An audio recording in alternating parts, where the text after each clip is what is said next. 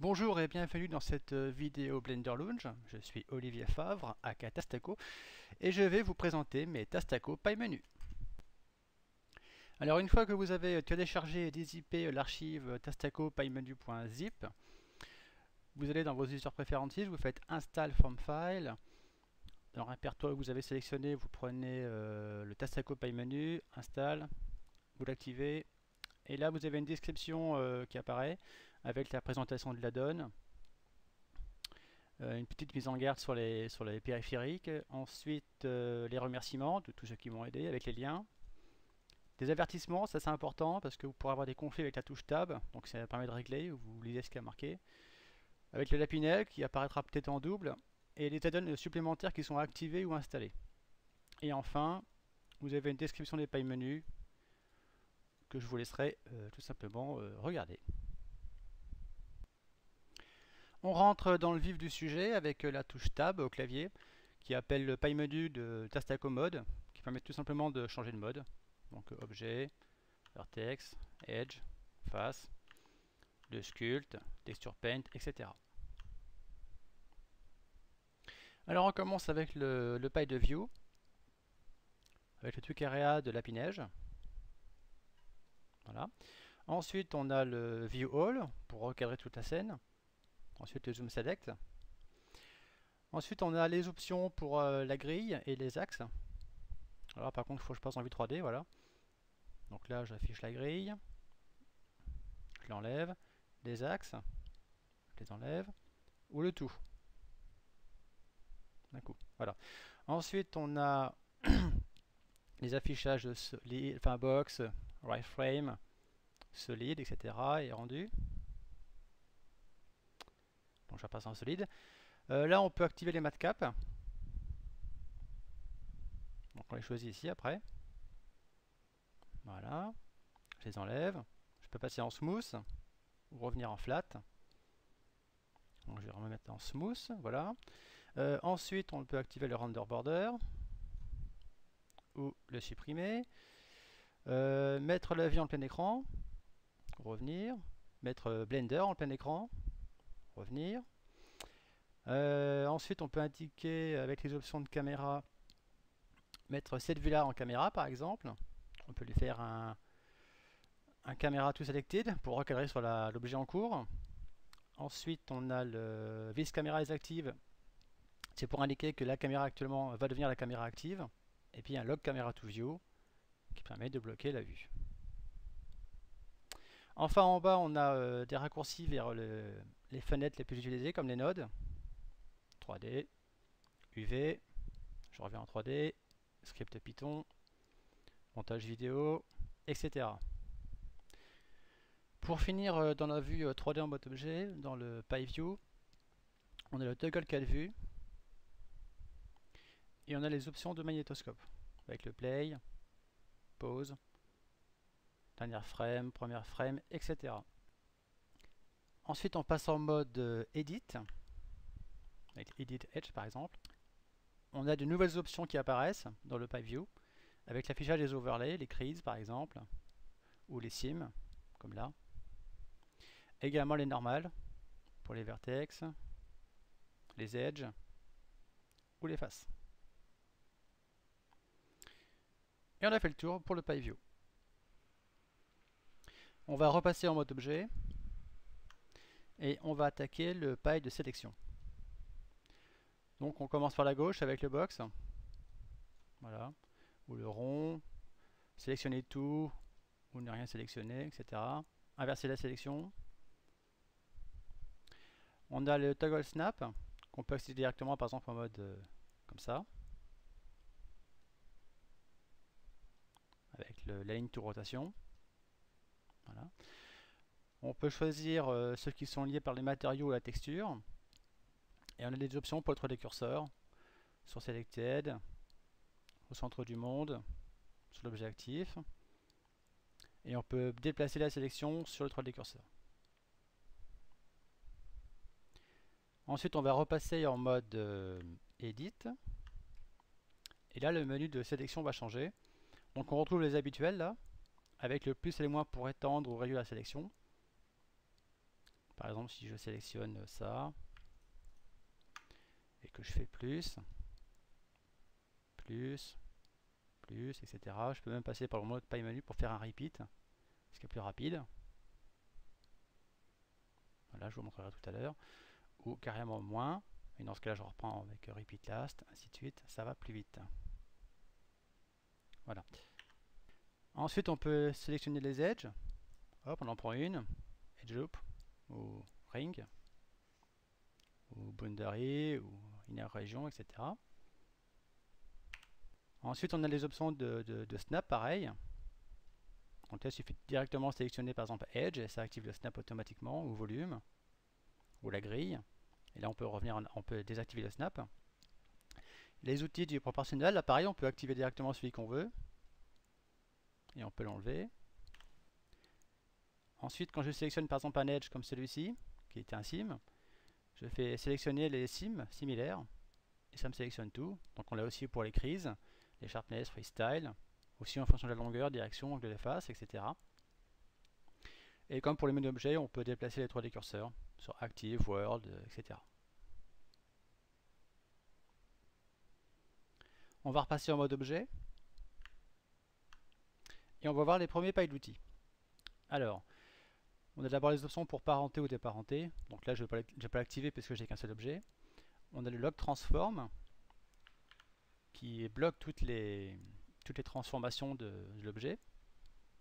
Hop, voilà. On a aussi certains modificateurs les plus couramment utilisés, comme le subsurf par exemple. Ah, il ne me l'a pas mis.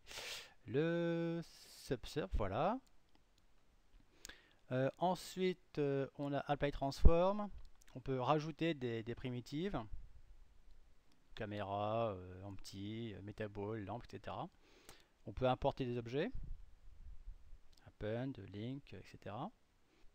Ensuite, en dessous, on a des options pour dupliquer les objets, en mode normal ou en linked. Des options pour joindre différents objets.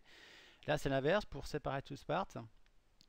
On peut déplacer le pivot en bas, sur le 3D curseur, au centre du mesh. Et puis, on peut aussi réinitialiser à 0 la position, rotation et scale. Voilà. Et l'option Align Object, quand on veut positionner précisément plusieurs objets. Donc, on est repassé en mode Edit. Le Pie Menu a changé en mode outil. On peut rajouter de la géométrie comme des primitives. On peut extruder des blocs ou alors en individuel. Exemple, je passe en mode face. Je sélectionne celle-ci et celle-ci par exemple. Si je fais un extrude bloc, les deux trucs sont collés quoi. Par contre, si je fais un extrude individuel, là c'est différent. Voilà. Ensuite, on a l'ADB surface, le bevel, create all de petit oiseau pour faire des trous automatiquement, l'inset, le couteau, loop cut, subdivide. On peut marquer les edges en 0 ou en 1. On peut enlever de la géométrie avec les outils de merge, remove double, transformer les triangles en quad. Ensuite, on a les outils de lap relax. Là, c'est des outils qui sont plus liés à la retopo, shrink wrap update, dialogue dans le loop, etc. Donc ça, je vous laisserai regarder les options d'aligne, les normales, et encore déplacer le pivot. Donc on finit la présentation de la vue 3D avec le dernier paille, le paille Various, qui permet de faire des undo, redo, d'accéder aux fonctions avec F6, de faire un repeat last et d'incrémenter. Donc là 002, 003, 004, etc. C'est un merveilleux outil que Lapinage vous a concocté et c'est franchement pas mal. Maintenant on passe dans le Node Editor. Hop. Dans le Node Editor, on va prendre le PyView, on va faire un tweak, comme ça. Celle-là, je vais la passer en 3D. Donc ensuite, on va cliquer sur Use Node pour avoir quelques matériaux. On va sélectionner celui-là et on va commencer donc avec un Zoom Node. Si je prends celui-là, Zoom Node. L'option View All qui recentre le tout. Ensuite, particularité de ce PyView dans le Node Editor, je peux activer le rendu directement depuis le node. C'est assez pratique, comme ça. activer flat, smooth, voilà. Ensuite, pareil, recentrer la vue ou la fenêtre. On a fait le tour. Alors, il n'y a pas d'outil de sélection dans ce paille-là, c'est pas utile. Donc, on va passer directement au paille d'outils. Donc, avec les shaders, les matteux, comme je les appelle, le Fresnel, layer weight, etc. Et sur le deuxième paille d'outils, on a les textures, donc bitmap, environnement, et puis tout ce qui est procédural. Tout ce qui concerne la colorimétrie, input et output, et les outils d'organisation. Enfin, on a le paille various, avec une do, redo, repeat, et incrémenté.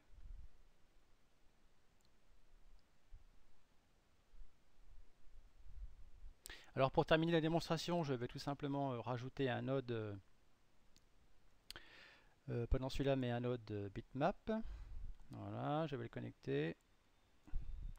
Et on va passer tout simplement dans l'UV Editor. Hop, on va cliquer sur New. Ok, voilà. On va repasser dans les nodes. On va lui indiquer que c'était celle-là. Voilà. Et on repasse dans l'UV.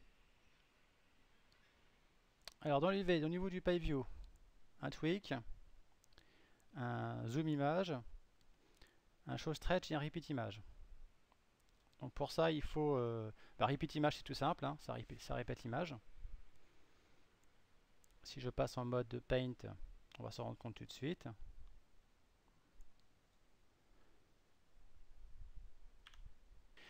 Donc là, je me trouve en mode paint, j'ai fait quelques gribouillis. Voilà. Donc je peux zoomer l'image, comme ça. Hop. Je peux faire un repeat image. Mais normalement ça va marcher là, parce que j'ai eu un problème tout à l'heure de bug. Voilà, c'est bon. On peut... c'est à peu près tout. Après, il faut passer en UV. Donc il faut passer en mode edit. Voilà. Et là, on peut voir le... faut que je quitte le mode paint évidemment. Voilà. Je sélectionne tout là. Et on va voir le show stretch. Voilà. Ce qui évite de passer par le panneau N. Une option qui est à cocher ici. Voilà. Donc je vais enlever le show stretch. Ensuite, on va passer aux outils. Donc on a Average Landscale, Align X, Align Y, le minimize Stretch. Voilà, on a quoi d'autre? Le Pin et l'Unpin. Et sur le deuxième paille, on a les outils de Sculpt. Donc on va passer directement en Relax par exemple. Voilà, hop. En UV Grab. Voilà. UV Pinch. Et on revient en mode normal.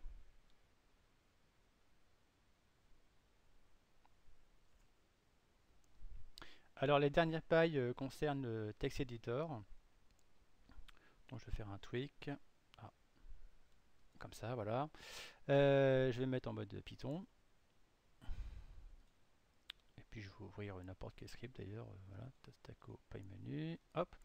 Et là j'ai les options d'outils sur cela. Donc indent, indent, copier, coller, commenter, décommenter, chercher. Et dans le paille de view, j'ai l'accès au panneau propriété qui est bien pratique. Voilà, je crois qu'on a fait le tour. Et un save script sur le paille various. Alors dans la précipitation, j'en ai oublié de vous montrer le paille les pailles de compositing.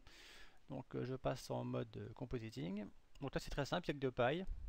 Le premier avec les filtres, le blur, le mat, vector, distourne, etc. Donc en fait toutes les options sont là, hein. J'ai pas fait le tri. Et dans le deuxième paille pareil. Donc ce sera à vous de regarder, c'est assez simple. Donc le but c'est pas de laisser tout évidemment, c'est de virer ce qui vous plaît pas. Donc pour ça vous allez dans le script Python, puis vous supprimez les lignes une à une, ou vous les commentez, peu importe, et puis vous recevez et vous rechargez votre script. Voilà.